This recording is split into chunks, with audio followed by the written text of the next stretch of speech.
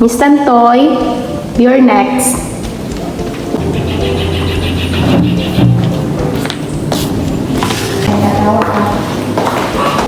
Good morning, Ms. Tantoy. So you are applying for the position of junior auditor. So my question is, what experience do you have with financial data analysis and what methods do you use to analyze large data sets? My communication skills allow me to clearly explain complex financial information to both technical and non-technical audiences. That's excellent. So last question is, in your opinion, what are the key qualities that make someone successful in auditing role? How do you embody these qualities? A successful auditor needs strong analytical skills, attention to details, integrity, and excellent communication skills. I'm analytical, detail-oriented, and committed to ethical conduct. For example, a group project, I identified significant error in our calculation, which prevented a potentially misleading conclusion. Thank you, Ms. Tantoy. We will just call you for the result. Miss Pagapong, you're next. Good morning, Ms. Pagapong. You are applying for the position of junior auditor. My question is, what accounting software have you worked with and how comfortable are you with learning new systems? I'm proficient in Microsoft Excel and I have used extensively for data analysis and financial modeling. I've also had introductory exposure to QuickBooks. I'm quick learning though and comfortable picking up new system. Thank you for that. My last question to you is, what attracted you to the auditing profession and why do you believe our company is the right place for you? I've always been fascinated by the challenge of solving complex financial puzzles and ensuring accuracy and transparency.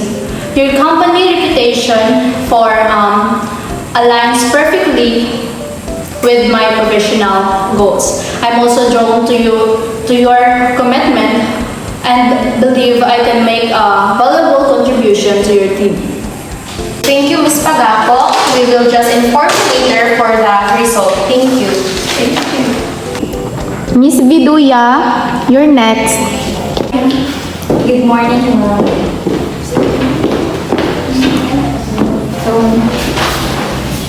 Good morning, Ms. Biduya. You are applying for the position of accounting clerk. So my question is, how do you stay organized when managing multiple financial documents such as invoices, receipts, and payments records? I stay organized as I assign each of the document with a unique identifier which helps me to easily track and retrieve information. Thank you for that. So your last question is, how do you handle stress and maintain a positive attitude in a fast-paced work environment? I am highly organized and efficient individual who can manage multiple tasks efficiently. Also, I am a positive person who believes in finding solutions to challenges. Thank you, Ms. Biduya. We'll just inform you later for the result. Miss Villarmino, you're next. Good morning, ma'am. Please sit down. Good morning, Ms. Villarmino. You are applying for the position of accounting clerk. So my question is, how do you approach maintaining compliance with accounting standards and regulations? To maintain compliance with accounting standards and regulation, I stay up to date on changes in the industry and regularly review and update my knowledge of relevant laws and regulation. Also, ensure that all financial records are accurate and complete and that all transactions transaction are properly documented and recorded. So for my last question, what do you value most in a work environment? I value a work environment that is collaborative, inclusive, and supportive. I believe that when employees feel valued and empowered, they are more engaged and motivated to contribute to the success of the organization. And also, value open communication, transparency, and a culture of continuous learning and improvement. Thank you, Ms. Villarmino. We will just inform you later for the result. Okay. Miss Lipardo, you're next. Good morning, ma'am. Please sit down.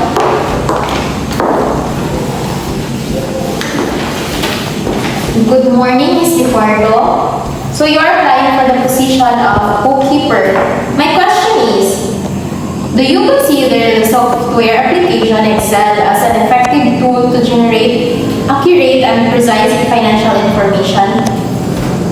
Yes, I do consider because Excel is a widely used and effective tool for generating accurate and precise information in bookkeeping. For it offers various types like data organization and management, calculations and formulas, charting and visualization, tables, and data analysis. So that's very well said. My last question is, how do you ensure honesty and transparency in your work? To ensure honesty and transparency in my work, I adhere to professional standards, maintain accurate, complete, and timely records, provide clear financial reports, correct errors promptly, and report unethical behavior or suspected fraud. Thank you for that, Ms. Lipardo. You can proceed now to the skills assessment. Thank you. Ms. Untua, you may come in. Good morning, ma'am. Please sit down. Good morning, Ms. Untua. So you're applying for the position of bookkeeper. So my question is, how do you prepare a financial report and what steps do you take to ensure its accuracy? I prepare financial reports by gathering data, verifying accuracy, and presenting findings in clear, concise manner. So that's very well said. My last question is, do you consider your skills, knowledge, and competencies as an advantage to be suitable in this job position and to contribute to the success of the organization? With my skills and knowledge, I'm confident in my ability to contribute to the organization's success and support informed decision making. Thank you for that, Ms. Untua. You may now proceed to the skills assessment test. Good afternoon, Miss. Today we will start the assessment referring to the in order to test and measure your analytical skills. So now I have a financial ratio given here, and your task is to analyze the overall analysis of the organization. And now it is your turn to share your analysis regarding this financial ratio. So in my overall analysis, the cooperative financial status is not fully apparent. So positively, there has been a notable rise in capital shares and total assets, suggesting room for growth and stability in the finances. The accumulated statutory fund has increased, demonstrating compliance and financial stability, and the debt-to-equity ratio has improved, indicating decreased financial risk. There are some noticeable flaws though. The cooperative's capacity to fulfill immediate obligation has been impacted by the decrease in short-term cash. Due to decline in income and a rise in operating expenses, profitability has increased. Solvency is still present, but it has somewhat decreased. Cash flow may be impacted by longer turnover times for accounts receivables and longer collection periods. A rise in operating costs may affect profitability. It is advisable to consult financial specialists for a comprehensive assessment. Thank you. Good day, Ms. Pagapong. So today, let us proceed to the assessment in order to measure or test your analytical skills regarding on the given financial ratio here. So, what is your analysis regarding the current ratio given in this of the organization? Based on the current ratio, during 2021, there was 90.9%. In 2022, there was 81%. My analysis is that this indicates a deteriorating financial condition, or it might be the result of preparing obsolete investors or stagnant. Okay, thank you. Good day, Ms. Viduya. After the interview, now let us proceed to the assessment or test to measure your skills regarding how will you use the Microsoft Excel as a tool in order to record the transactions of the organization. So this is the given transactions for the year 2023, and you're going to do is to create a journal entry. You can start now.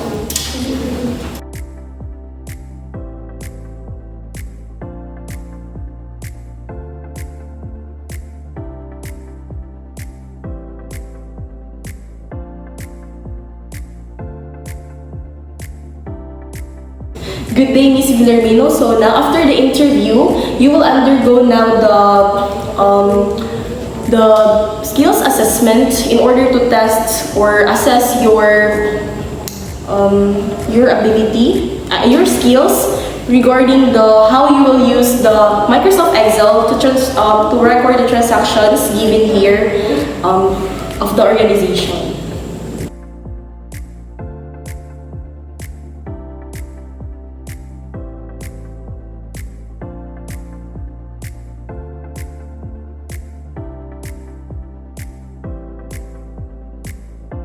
Good day, Ms. Lipardo. So now, let us proceed to the skills assessment or test in order to test your ability, your skills rather, regarding on how you will use Microsoft Excel, basing on this transaction given for the year 2023. You may start now.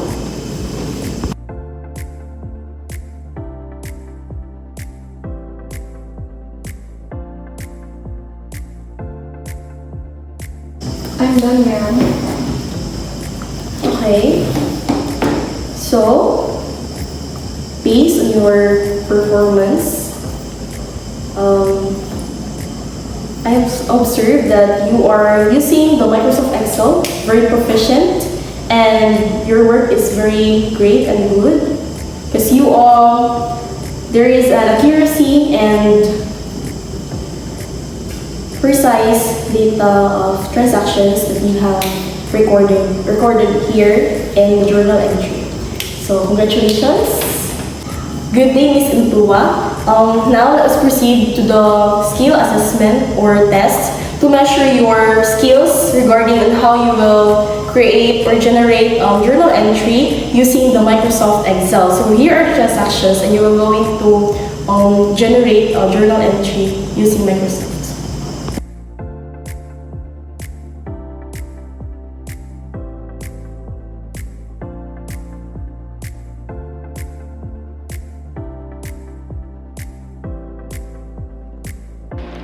Alright, ma'am. We're down to 2 final candidates for the junior auditor role. I think each of them brings something unique, so it's a tough choice. Definitely, ma'am. Each candidate has strengths, but let's go through them one by one. Maybe that will help us decide. As what I have observed during the interview and assessment test, Ms. Tantoy has direct auditing experience and has been a finance intern for 2 years, working on various financial reports. Yes, she was impressive. Her experience working directly with clients might be an asset since junior auditors sometimes need to communicate findings to non-financial teams. She seems very adaptable and has strong communication skills. I agree. Her adaptability is appealing, especially because she's shown she can learn on the job and handles a variety of tasks. but she seemed a little hesitant when we talked about audit and software. I noticed that too, but she did mention that she's been learning some software on her own. That initiative could help her pick things up quickly with the right training. So, who are we leaning? If I had to choose, I'd lean towards Miss Tantoy. Her adaptability and strong communication skills could be valuable, and she seems like she'd be willing to learn. She could grow into the role with some guidance. I'm with you on that. Miss Tantoy have direct audit experience and her shown initiative. I think she could be a strong addition to the team. Agreed, I'll reach out to her with an offer, and I'll inform the other candidates as well. For accounting clerk position, we're down to 2 candidates. Out of them seems qualified, so we'll need to look closely at the details to make the best choice. Absolutely, each one has a solid background, so let's go through them one by one and weigh the pros and cons. So let's go on with Miss Viduya.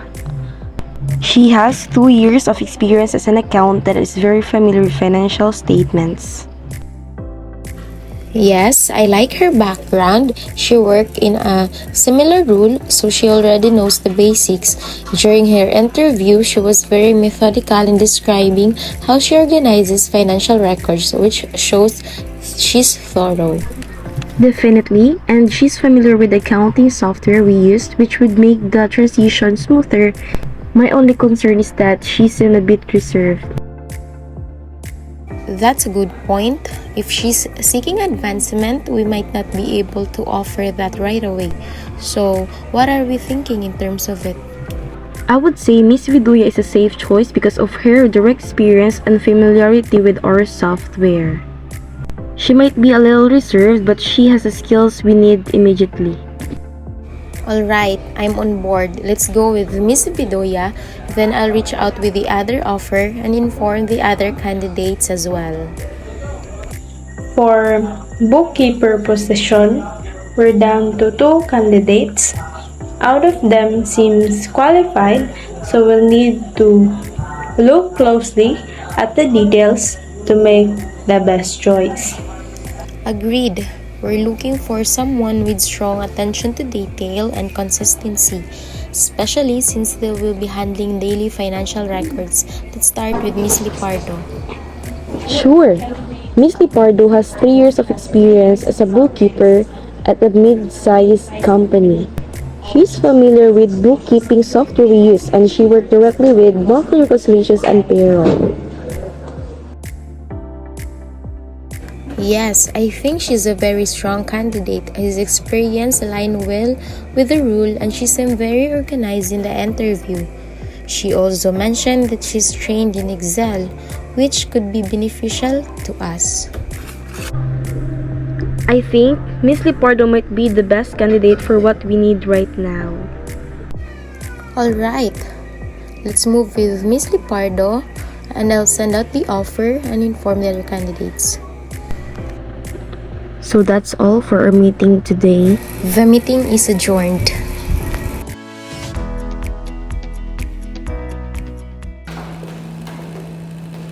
Good morning, Ms. Tantoy. So this is your evaluation based on the criteria. For the education, you have 40 points because you are a graduate of Bachelor of Science in Business Administration, which is related to the job position that you are in. So for the experience, you gain 30 points. Knowledge is 20 points, and for the cultural fit is 4 points, which is overall 94 points. So in this job position, which is the junior auditor, you're expected to maintain accurate financial records, compute, categorize, and document financial data. And we are glad to announce that you are the chosen applicant who will fill the job position as junior auditor. As we have observed in your performance during interview and assessment tests, we clearly identify your skills, capabilities, and how suitable are you for this position. you are the best qualified for this role that could also contribute to the overall success of the organization. Congratulations for this opportunity, and we're very excited for your growth in the organization. By the way, your monthly salary will be 20,000 with benefits, and you can start tomorrow at 8 a.m. to 4 p.m. I hope you will be responsible for your duties and responsibilities. Congratulations!